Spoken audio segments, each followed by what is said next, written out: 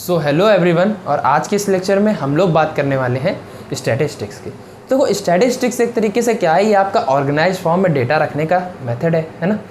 तो इसके अंडर में आप लोग मीन, मीडियन, मोड को पढ़ेंगे, जिनको आप पहले भी पढ़ चुके हैं, आप इन सब टर्म से रूबरू हो चुके हैं, है ना। तो इसको पढ़ने में आपको बहुत ज़्यादा प्रॉब्लम होने वाली नहीं है। तो बस बेसिकली इस चैप्टर में हम लोग क्या है, इनका कैलकुलेशन पढ़ेंगे कि अगर mean, median, mode group data के फॉर्म में है, अगर इंटरवल के फॉर्म में है, तो उसका हम लोग मीन, मीडियन, मोड किन किन मेथड से निकाल सकते हैं, है ना।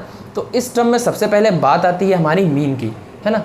तो आखिर मीन है क्या और मीन को हम लोग कैसे कैसे कैलकुलेट कर सकते हैं, तो इन सब की बात हम लोग करेंगे। तो चलिए स्टार्ट करते हैं। तो सबसे पहले बात आती है कि आखिर ये मीन है क्या चीज़। तो मीन एक तरीके की एवरेज वैल्यू होती है ना। कि आप अगर ऐसा सपोज कर लीजिए कि आप एक कार से जा रहे हैं और वो 40 किलोमीटर पर आवर की स्पीड से चल रही है ना। तो इस स्पीड से आपने मान लो 1 आवर तक ट्रैवल किया, ठीक है। इसके बाद आपको क्या लगा, यार बहुत स्लो हो रहा है, थोड़ा तेज़ कर लेते हैं क्योंकि हमको थोड़ा जल्दी पहुंचना है ना। तो आप थोड़ा रश कर देंगे, तो आप थोड़ा स्पीड से चले, तो मान लो आप 60 किलोमीटर पर आवर की स्पीड से चलने लगे। तो इस स्पीड से भी आपने 1 आवर तक अपना ट्रैवल किया, है ना। तो कहने की बात ये है कि आप ये दो डेटा मैंने आपको पकड़ा दिए कि भाई मैं पहले 40 किलोमीटर की प्रति घंटे की रफ्तार से चला था, बाद में मैं 60 किलोमीटर प्रति घंटे की रफ्तार से चला। अब तुम ये बताओ कि आखिर एक एवरेज वैल्यू भी तो हो सकती है ना। कि आपको एक एवरेज वैल्यू मैं दे दूं कि आप 50 किलोमीटर पर आवर से चले, तो क्या ये दोनों बातें अलग होंगी? देखो, ये दोनों बातें अलग नहीं होंगी। देखो, हम आपको इसी को पूरा बताते हैं कि अगर जैसे आप 40 किलोमीटर पर आवर की स्पीड से 1 आवर के लिए चलते हैं, तो आपने डिस्टेंस कितनी ट्रैवल करी सोचो। 40 किलोमीटर पर आवर की स्पीड से चल रही है और 1 घंटे के लिए ही चली है, इसका मतलब आपने 40 किलोमीटर की डिस्टेंस ट्रैवल कर ली। इन द सेम वे अगर आप इस केस में देखो तो आपने 60 किलोमीटर की डिस्टेंस ट्रैवल करी होगी, है ना। हम क्या करने वाले हैं, हम इसका मीन लेने वाले हैं। हम कहते हैं कि यार एक ऐसी वैल्यू बताओ, ये तो तुमने दो वैल्यू बता दी, तुम एक ऐसी वैल्यू बताओ जिससे हम आइडिया लगा लें कि यार तुमने कितनी देर में कितना सफ़र किया होगा, है ना। तो उस वैल्यू को निकालने के लिए अच्छा ये सोचो कि ये डी है, डिस्टेंस है, ये दूसरी डिस्टेंस। अगर मैं टोटल डिस्टेंस की बात करूँ तो टोटल डिस्टेंस मेरी 100 किलोमीटर आएगी, है ना। और इस पूरी जर्नी में टोटल टाइम मैंने कितना ले लिया, तो 1 आवर ऐसा, 1 आवर ऐसा, तो यानी कि मैंने 2 आवर का टाइम ले लिया। तो अगर मैं इस हिसाब से कैलकुलेट करूं तो मेरी स्पीड क्या आने वाली है, मेरी स्पीड आने वाली है 100 किलोमीटर ट्रैवल किया है और 2 आवर में ट्रैवल किया, इसका मतलब 50 किलोमीटर पर आवर आने वाली। तो कहने का मतलब ये है कि अगर मैं ये कहूँ कि मैं 40 किलोमीटर प्रति घंटे की रफ्तार से 1 घंटे के लिए चला और 60 किलोमीटर प्रति घंटे की रफ्तार से 1 घंटे के लिए चला, या उसकी जगह मैं डायरेक्ट कह दूं कि मैं 50 किलोमीटर पर आवर की स्पीड से 2 घंटे के लिए चला था, है ना, तो ये दोनों बातें एक ही होंगी। और हमने इसका क्या किया, मैंने इसकी एक एवरेज वैल्यू फाइंड आउट कर दी। तो इसी एवरेज वैल्यू को हम लोग क्या कहते हैं, मीन बोलते हैं। तो मीन हमारा एस्टिमेशन के काम आता है कि हाँ, एट एन एवरेज की हम ये क्या मान लें कि यहाँ से कैसा क्या रहता है। जैसे आपके क्लास में मान लो 40 बच्चे पास होते हैं, 10 बच्चे फेल हो जाते हैं, तो फिर हम एक परसेंटेज निकाल लेते हैं ना कि लगभग मेरा इतना बच्चा जो है पास हो जाता है ना। तो वो काम है हमारा मीन का। तो मीन, अगर मीन अब मेरा देखो सिंपल मीन का कैलकुलेशन तो आपका इजी है कि आपको क्या करना है, जो भी नंबर ऑफ टर्म्स दे रखे हैं, है ना, जैसे ये टर्म्स दे रखे हैं अलग अलग, तो इनको आप सम कर लो और उसके अपॉन में आपके जितने नंबर ऑफ टर्म्स हो, जैसे 2 टर्म्स हैं तो उनका आप डिवाइड कर दो, तो सिंपली आपका मीन निकल आता है ना। तो ये एक सिंपल बात होती है कि अगर आपको जैसे मान लो कुछ भी पहले तो अपनी हेडिंग लिख लेते हैं प्यारी सी कि मीन ऑफ ग्रुप डेटा। अब ग्रुप डेटा का मीन कैसे कैसे कैलकुलेट करेंगे, तो सबसे पहले तो मीन सिंपल वाली बात कर लेते हैं। तो अगर मान लो कुछ x1, x2, x3 type terms दे रखे हैं आपके, ठीक है, और ये टर्म्स हैं कितने, n टर्म्स तक हैं, तो अगर आप इसका क्या करने जा रहे हैं, आप इसका मीन निकालने जा रहे हैं, तो मीन को हम लोग रिप्रेजेंट करते हैं x बार से। तो ये आप सिंपली कह सकते हैं कि आप x1 + x2 और इन सब का क्या कर दो, सम कर दो, और इसको ये जो कितने नंबर ऑफ टर्म्स हैं, ये n नंबर ऑफ टर्म्स है, तो इसको n से डिवाइड कर दो, तो ये आपका क्या आ जाएगा, ये आपका सिंपल मीन आ जाएगा। तो ये बात आपको क्लियर है। अब इसी चीज़ को मैं थोड़ा सा मॉडिफाइड करके लिखूंगा, है ना, समेशन के फॉर्म में, तो उसको आप समझने की कोशिश करिए कि ये मैं लिख रहा हूँ समेशन। इस सिंबल का मतलब होता है समेशन और इसका मतलब होता है सिंपली एडिशन, है ना। तो मैं ऐड कर रहा हूँ, क्या ऐड कर रहा हूँ समझो, xi, एक मैंने जनरल बात लिख ली है xi, है ना। अब उस i की वैल्यू देखो कहाँ से कहाँ तक है, 1 से लेके n तक। देखो इस पूरे टर्म का मतलब क्या है, इस पूरे टर्म का ये मतलब है कि आप सम करो xi का जहाँ पर i जो है वो 1 से लेके n तक है। तो मैंने क्या करा, सबसे पहले i की वैल्यू 1 रखी, तो यानी कि x1 किया। फिर उसका सम करना है, i1 की वैल्यू 2 रखना है, i की वैल्यू 2 रखना है, तो x2 है। फिर मैंने i की वैल्यू 3 रखी, x3 आया। इसका सम करते चले जाओ, कब तक, जब i की वैल्यू पे क्या लिखोगे, n लिखोगे, यानी कि xn लिखोगे। देखो इसी बात को लिखने का ये एक मॉडिफाइड तरीका हो गया। तो ये बाई n कर देंगे, तो ऐसा मेरा कुछ आ जाता है mean of a grouped data. ठीक है, ये सिंपल बात हो गई। अब ज़रूरी नहीं है कि डेटा मेरा ऐसे ही दिया हो, है ना, x1 x2 x3 के फॉर्म में। ऐसा भी हो सकता है कि उसमें कुछ फ्रिक्वेंसी आ जाए, है ना। तो जहाँ फ्रिक्वेंसी आएगी वहाँ से आपको दिक्कत होना शुरू हो जाएगी। तो अगर आपका ग्रुप्ड डेटा है ना, तो उसकी मीन कैलकुलेट करने के आपके पास 3 मेथड्स होते हैं। देखो पहला मेथड जो होता है उसको हम लोग डायरेक्ट मेथड बोलते हैं। ठीक है, पहले मेथड को हम लोग डायरेक्ट मेथड बोलते हैं। जो दूसरा मेथड है हमारा कैलकुलेशन करने का, उसको हम लोग शॉर्टकट मेथड बोलते हैं। शॉर्टकट तो हम लोग को बहुत पसंद होता है ना। और जो तीसरा मेथड है उसको हम लोग स्टेप डेविएशन मेथड बोलते हैं। तो देखो नाम वाम से डरने की कोई ज़रूरत नहीं है, आराम से एक एक करके सारे मेथड्स को पढ़ेंगे और ये बात हम लोग को एकदम क्लियर कट पता चल जाएगी। तो देखो अभी के लिए तो बस आप ये नाम जानो, है ना, और फिर हम लोग एक एक टॉपिक को उठा के आराम से एक्सप्लेन करते हैं। तो सबसे पहले बात कर लेते हैं हम लोग अपने डायरेक्ट मेथड की, है ना। तो तब तक के लिए ये सब डेटा मैं करता हूँ इरेज, है ना, और बात करेंगे हम लोग डायरेक्ट मेथड की। जैसा कि नाम से लग रहा है कि मेथड डायरेक्ट लगने वाला है, ठीक है। और अब से हम लोग जो बात करने वाले हैं ना, जैसे भी डेटा की बात करने वाले हैं, वो सारा डेटा ऐसा है कि उसमें फ्रिक्वेंसी भी हमारी शामिल होने वाली है। तो आखिर फ्रिक्वेंसी क्या चीज़ है, तो देखो उसकी भी हम लोग बात कर लेते हैं। सबसे पहले अपना टॉपिक लिख लेते हैं कि हमें मेथड लगाना है, जो वो है डायरेक्ट मेथड। ठीक है, तो हम डायरेक्ट मेथड की बात करेंगे और साथ ही साथ चलो बात कर लेते हैं थोड़ी फ्रिक्वेंसी की। आखिर यार ये फ्रिक्वेंसी का चक्कर क्या है ना। तो एक सपोज़ करो जैसे कि आपकी क्लास है ना, बढ़िया से टेस्ट तो होते रहते हैं, हमेशा होते रहते हैं। तो यार ऐसा सपोज़ मारो कि आपकी क्लास में 40 स्टूडेंट्स हैं, ठीक है, 40 स्टूडेंट्स हैं, बढ़िया प्यार से। अब क्या है कि आपका 20 नंबर का टेस्ट हो रखा है ना। टीचर आया, सरप्राइज टेस्ट मार दिया, क्या करा कि आपका 20 नंबर का टेस्ट है बेटा, है ना, 5 नंबर के क्वेश्चन आ रहे हैं, कुछ भी मान लो यार, है ना। तो अब क्या है कि कुछ बच्चे ऐसे भी होंगे जो 5 नंबर लाएंगे, कुछ बच्चे ऐसे भी होंगे जो 10 लाएंगे, कुछ ऐसे भी होंगे जो 15 लाएंगे, कुछ ऐसे भी होंगे 20 लाएंगे। अब यार ये मत कहना कि 6 भी आ सकते हैं, 7 भी आ सकते हैं। देखो ऐसा है ना कि मैंने ऐसा मान लिया है कि जो हमने टेस्ट दे रखा है उसमें 4 क्वेश्चन और चारों के चारों क्वेश्चन 5-5 मार्क्स के, तो ऑब्वियस सी बात है 5, 10, 15, 20 में ही नंबर आएंगे, तो 0 आएगा। मान लेते हैं यार बच्चे टैलेंटेड है, एक क्वेश्चन तो कर ही देंगे, है ना। तो ऐसा कुछ डेटा अगर मैंने मान लिया, ठीक है, बात कर रहा था मैं 40 बच्चे हैं, तो यार ऐसे तो होने वाला नहीं है कि सिर्फ हाँ एक के 5 आ गए, एक के 10 आ गए, एक के 15 आ गए और 20 आ गए और ये काम खत्म। यार ये तो 4 ही बच्चे हुए, है ना। तो अब ये चीज़ें क्या होंगी, ये वैल्यूज़ रिपीट हो सकती हैं। तो अगर रिपीट होंगी तो क्या तुम ऐसा करने वाले हो क्या कि 5 + 5 + 5 बार रिपीट हो, 10 बार रिपीट हो तो आप 10 बार लिखोगे? ऐसा तो कोई सेंस बनता नहीं है। देखो मीन निकालने का तरीका तो यही है कि यार जितने इतने बच्चों के नंबर आ रहे हैं उनको सबको ऐड करो, अपॉन में जितने नंबर बच्चे हैं रख दो, आंसर आ गया, है ना। पर यार अब मान लो मैं कह रहा हूँ 5 जो है 10 बच्चों के नंबर 5 आ रहे हैं, तो आप 10 बार 5 लिखोगे। फिर मैं कहूँगा 10 नंबर लाने वाले बच्चे 5 है, फिर आप 10 को 5 बार लिखोगे। यार ऐसे तो नहीं हो पाएगा, है ना। तो इस डेटा को मैं थोड़ा सा मॉडिफाइड तरीके से लिख सकता हूँ, है ना, प्यार से। देखो मॉडिफाइड तरीका क्या है। मॉडिफाइड तरीका ये है कि मैंने पहले बात कर ली कि मार्क्स की, है ना, मार्क्स ऑब्टेंड, जो बच्चों को मार्क्स आ रहे हैं। अब मार्क्स ऑब्टेंड है तो अब ये मेरा XI हो गया, मान लो, ठीक है, ये XI हो गया। तो अब मैंने कहा क्या क्या सीरीज़ है, 5 नंबर आ रहा है, किसी का 10 आ रहा है, किसी का 15 आ रहा है, किसी का 20 आ रहा है। तो यहाँ तक बात क्लियर थी। अब देखो जो मैं F लिखने वाला हूँ, है ना, तो ये नंबर ऑफ स्टूडेंट्स, है ना। अब टोटल नंबर ऑफ स्टूडेंट्स नहीं है, पर जो इस फ्रिक्वेंसी पे लाई करते हैं वो बच्चे हैं। तो देखो ये FI है, ठीक है। क्यों FI है समझो। अब मैं कह रहा हूँ कि 5 नंबर लाने वाले बच्चे कितने हैं, 10 हैं।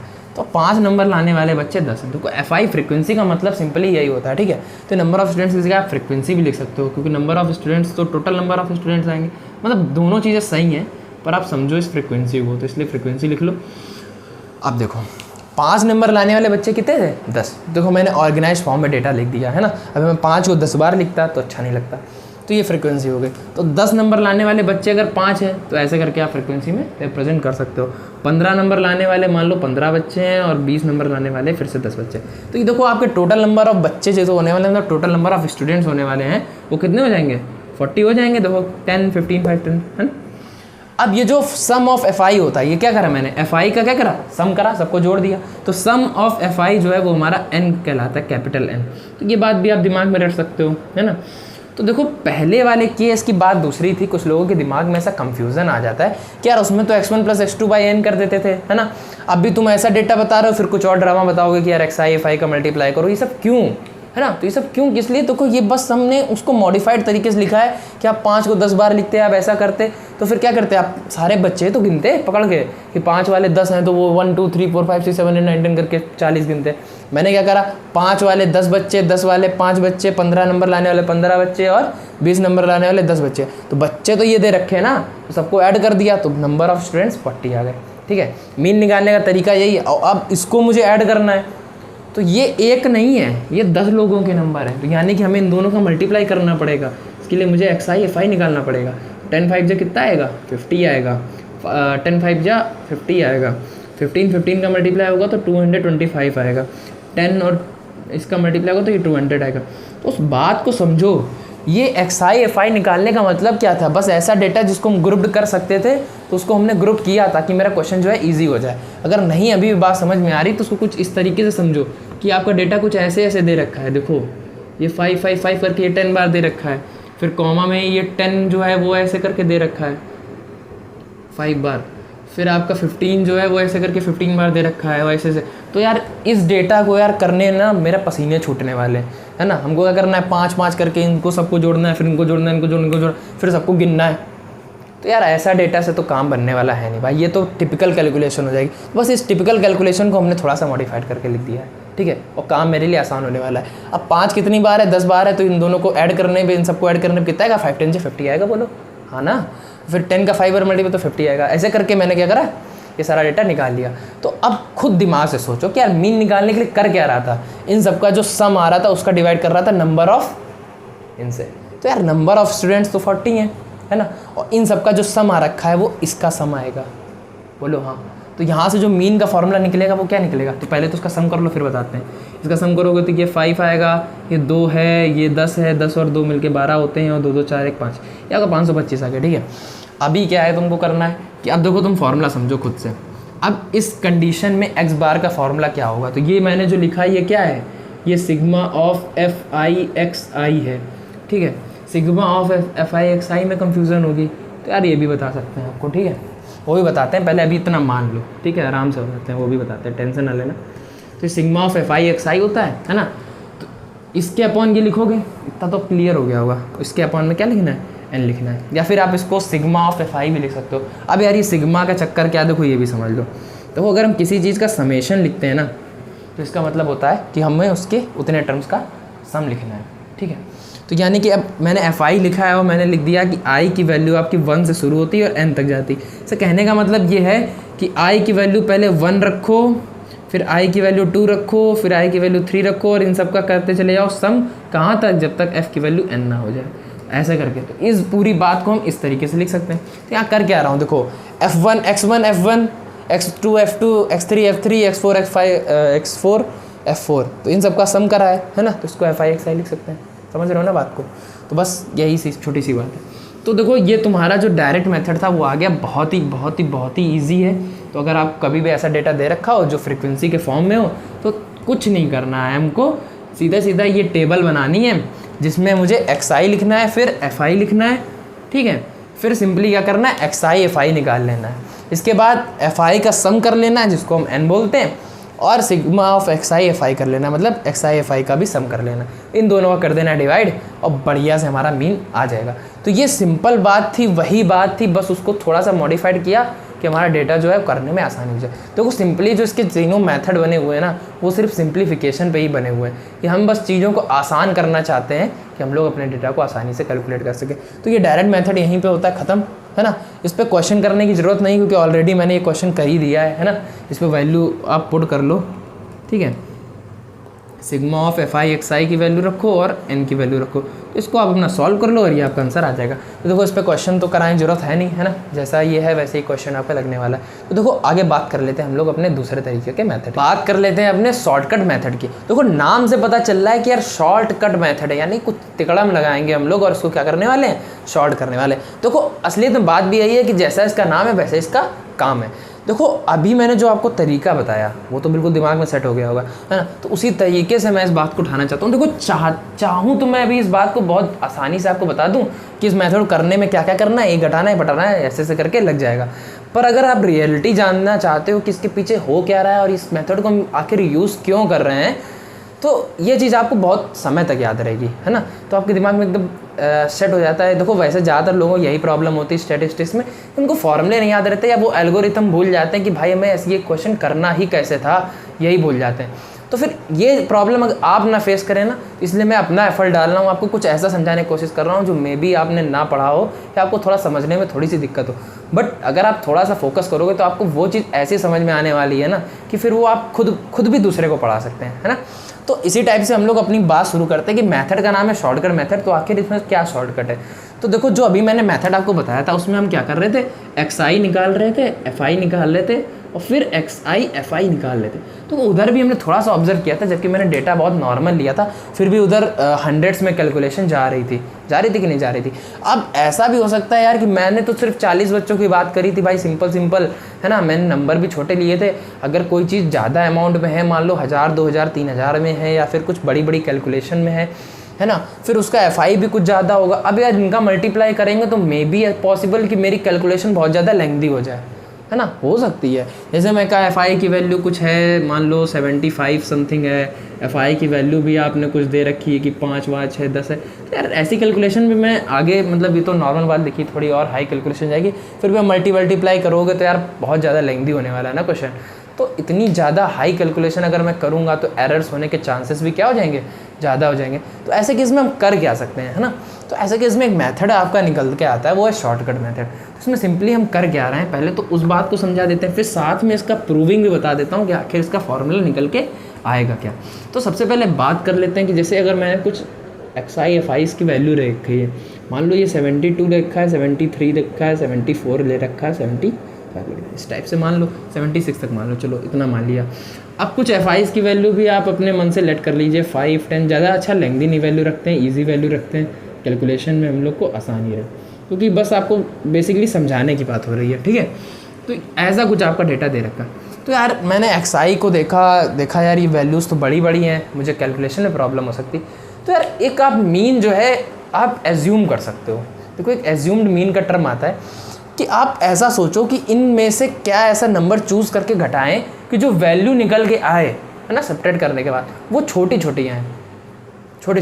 तो मैंने सोचा यार एक काम करते हैं कि 72 को 72 से ही सब्ट्रैक्ट कर लेते हैं, मतलब सारे के सारे टर्म्स को 72 से सब्ट्रैक्ट कर देते हैं। उस केस में भी यार इधर सब्ट्रैक्ट करूँगा तो 3 मिल जाएगा, 2 मिल जाएगा, है ना, ऐसा कुछ मिल सकता है।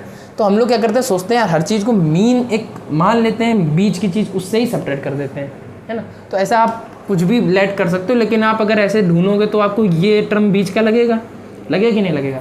तो आप क्या करो, इस टर्म से अगर सारे टर्म्स को सब्ट्रैक्ट कर दो, समझो मेरी बात, इस टर्म से आप सारे टर्म्स को सब्ट्रैक्ट कर दो, तो आप इसको क्या लिखोगे, एक्स आई माइनस ये 74। तो ये माना हुआ मीन है, हम मान रहे हैं कि ये इसका मीन हो सकता है। तो इस टाइप से अगर ये आपने माना है तो इसको हम टर्म का नाम देंगे एज्यूम्ड मीन, है ना। इस टर्म को हम लोग एज्यूम्ड मीन बोलते हैं। तो जैसे कि हम इसको एज्यूम कर रहे हैं तो हम इसको ए से रिप्रेजेंट कर देते हैं, समझ रहे हो बात को। तो इसको मैं क्या लिख सकता हूँ, एक्स आई माइनस ए लिख सकता हूँ। तो यार सोचो इसको मैंने 74 से सब्ट्रैक्ट मारा है, ठीक है, 72 को 74 से सब्ट्रैक्ट किया तो वैल्यू माइनस की 2 आएगी, ये वैल्यू माइनस की 1 आएगी, इस केस में 0 आ जाएगी, इस केस में 1 आ जाएगी और इस केस में 2 आ जाएगी। अब देखो इधर मेरा एक्स आई देखो कितना भारी था, और जो अब मेरा एक्स आई हो गया वो कितना स्मॉल हो गया। तो अगर मैं इन दोनों का मल्टीप्लिकेशन करूँ तो मेरे लिए क्या होने वाला है, बहुत ही आसान होने वाला है कि नहीं होने वाला है। तो यार कुछ ऐसा मेथड निकाल देते अगर कि इनका मल्टीप्लाई करने से अगर मेरा रिजल्ट आ जाता तो शायद मेरे लिए बहुत ज़्यादा क्या हो जाती, आसानी हो जाती, होती कि नहीं होती। ये जो आपने एक्स आई माइनस ए निकाला हुआ है ना, ये सिंपली इसको हम कुछ नाम देते हैं, इसको हम नाम देते हैं एक डी आई। तो डी आई क्या है, डी आई का मतलब ये है डेविएशन। देखो इस चीज़ को मैंने सॉर्ट करने की कोशिश करी है ना, तो उसी को हमने मान लो नाम दे दिया है डी आई। ठीक है, यहाँ तक बात समझ में आई। तो डी आई जो है वो मेरा किसके बराबर है, एक्स आई माइनस ए के बराबर है। तो इतनी बात को मैंने साइड में लिख भी लिया। ठीक है, एक्स आई माइनस ए के बराबर, थोड़ा साफ साफ लिख देते हैं, गंदा गंदा हो रहा है, एक्स आई माइनस ए के बराबर। ये बात मेरी क्लियर। अब क्या है कि मैं सोचता हूँ अगर इसका मल्टीप्लाई हो जाए तो ये काम मेरे लिए क्या होने वाला है, ईजी होने वाला है ना। जैसे हम x I into F I निकालते थे, वैसे ही हम लोग क्या करेंगे, एफ आई डी आई निकालेंगे। और एफ आई डी आई का मतलब क्या हुआ, इसका और इसका मल्टीप्लाई, यानी कि क्या लिख सकते हैं, अगर हम एफ आई डी आई लिख रहे हैं, इसका मतलब क्या है, एफ आई में मल्टीप्लाई किसका, एक्स आई माइनस ए का। ठीक, बस समझ में। तो इनका मल्टीप्लाई करना मेरे लिए बहुत ईजी हो जाएगा। देखो 20 का माइनस तुम करेंगे माइनस का 40, 5 का माइनस 1 करोगे माइनस का 5। और वही सोचो आप 72 का मल्टीप्लाई इसमें कर रहे होते तो लेंथी होता। ठीक है, तो क्या करते हैं, यहाँ तक तो मेरा आ गया। अब क्या करो, अगर इसका समेशन ले लो। अब देखो हम क्या कर रहे हैं, इस बात को थोड़ा अलग अलग तरीके से प्रूव करने की कोशिश कर रहे हैं। एक तरफ आपको समझा भी रहे हैं कि इसका प्रैक्टिकल यूज़ क्या है, और फिर हम प्रूविंग करने की कोशिश कर रहे हैं। तो हम थोड़ा सा उल्टा मेथड लेके चल रहे हैं, पहले प्रूविंग करी जाती है, बाद में आपको समझाया जाता है क्वेश्चन। पर हम सोच रहे हैं कि आपको क्वेश्चन भी समझाते चलें, साथ में आपको प्रूविंग भी, तो आपको ज़्यादा क्लियर हो कि आखिर इसका प्रैक्टिकली यूज़ कर क्यों रहा है। तो हमने ये सोचा कि यार ये तो मैं आसान से कैलकुलेट कर सकता हूँ एफ आई डी आई को, पर तुम एक रिलेशन बना दो जो एफ आई डी आई को मीन से क्या कर दे, रिलेट कर दे। तो अगर ऐसा कोई रिलेशन मिल जाता है तो हमें कैलकुलेशन करना हमारे लिए क्या हो जाएगा, आसान हो जाएगा। देखो बस हम तुक्का मार रहे हैं, इसीलिए, क्योंकि ये बताना इसलिए जरूरी था कि आप पूछोगे यार ये कैसे तुम लेट कर लेते हो, कैसे कुछ भी मनाया डिवाइड कर देते हो। तो हम सिंपली बस ट्राई कर रहे हैं कि कैसे भी करके हम एफ आई डी आई में रिलेशन ले आएँ अपने मीन का। तो उसी के लिए हम अपनी कोशिश से कर रहे हैं। तो देखो यहाँ से बात कर लेते हैं। अब यहाँ पे जो आई की वैल्यू होगी, यहाँ पे आई की वैल्यू क्या हो सकती है, 1 2 3 से लेके n तक कुछ भी हो सकती है। ठीक है, ये बात हो गई। ऐसे ही यहाँ पर भी आई की वैल्यू 1 से लेके n तक कुछ भी हो सकती है। तो इस बात को मैं दूर करने के लिए क्या करूँ, इनका समेशन ले लूँ, है ना। तो समेशन अगर मैं कर दूँ, मतलब मैं सम निकाल रहा हूँ एफ आई डी आई का। ठीक है, कहाँ से कहाँ तक, आई की वैल्यू 1 से लेके आई की वैल्यू n तक, इसका सम निकाल लें। इसी टाइप से आप समेशन लेंगे इधर, तो एफ आई का मल्टीप्लाई इसमें कर दो तो एफ आई एक सही आ जाएगा, है ना। ये बात तो क्लियर है। तो आई इज इक्वल टू 1 से मल्टीप्लाई करेंगे एफ आई इंटू एक्स आई का। इधर देखो माइनस करते हैं, समेशन ले रहे हैं एफ आई माइनस ए का। देखो F I minus A, summation A, कभी भी समेशन में कांस्टेंट टर्म आता है तो उसको हम क्या लिखते हैं, बाहर। तो जो ए है वो हमारा एज्यूम्ड मीन है, जो कि एक कांस्टेंट, तो ए को मैं बाहर लिख सकता हूँ और समेशन ऑफ एफ आई लिख सकते हैं सिंपली। तो एफ आई का समेशन 1 से लेके n तक। अब एक चीज़ देखो यार, जब समेशन ले रहे हो तुम एफ आई का कहाँ से कहाँ तक, 1 से लेके n तक, तो ये तो सिंपली हो गया ना सम ऑफ फ्रीक्वेंसी, और सम ऑफ फ्रीक्वेंसी को क्या बोलते थे, n बोलते थे। समेशन ऑफ एफ आई क्या कहलाता है, n कहलाता है। ये बात मैंने अभी बताई थी जब हम लोग डायरेक्ट मेथड की बात कर रहे थे, तो हमने ये बात बताई थी। तो इस बात को आप सिंपली और क्या लिख सकते हो, इसको आप और ये लिख सकते हो कि आप इसको लिख दो n, है ना। तो ये पूरी वैल्यू क्या हो जाएगी, n, तो यानी कि आ जाएगी a n। अब यार a n, अब थोड़ा सा और मेरा दिमाग चल रहा है, ये summation of F I X I लिखा हुआ है। अगर इसको मैं n से क्या कर दूँ, डिवाइड, समझो भावनाओं को, अगर मैंने इसको क्या कर दिया, कैपिटल N से डिवाइड कर दिया, तो ये फॉर्मूला नहीं बन जाएगा किसका, मीन का। और बस हम ट्राई तो यही कर रहे हैं कि मीन का फॉर्मूला किसी तरीके से एफ आई डी आई के टर्म्स में आ जाए। तो देखो पूरी इक्वेशन को हम लोग डिवाइड कर रहे हैं क्या, कैपिटल N से, तो डिवाइडिंग, ठीक है, बाई n, कैपिटल वाले n से डिवाइड करेंगे तो यहाँ पे क्या आ जाएगा, sigma of F I D I from I is equal to 1 to n divide by capital N। और जैसे इसमें डिवाइड करेंगे तो आपको कुछ कुछ देखने को मिल जाएगा। क्या देखने को मिल जाएगा, आप ऑब्ज़र्व करोगे कि ये तो फॉर्मूला लिखा हुआ है जो मैंने डायरेक्ट मेथड में आपको बताया था। किस चीज़ का फॉर्मूला होता है, ये फॉर्मूला आपका होता है x डैश का, यानी कि आपका मीन का। तो ये आपका फॉर्मूला होता है मीन का। तो इस बात को भी क्या लिख लेते हैं, कहीं पे बढ़िया से लिख लेते हैं। यहाँ तो आपकी स्पेस हो गई ख़त्म, तो इस चीज़ को मैं उड़ाता हूँ, ठीक है। और ये चार्ट मैं आपको दोबारा से बाद में समझा दूँगा। तो इसी बात को आगे बढ़ाते हैं। तो आप यहाँ पे इसको लिख सकते हैं sigma of F I D I from I is equal to 1 से n तक, ठीक है।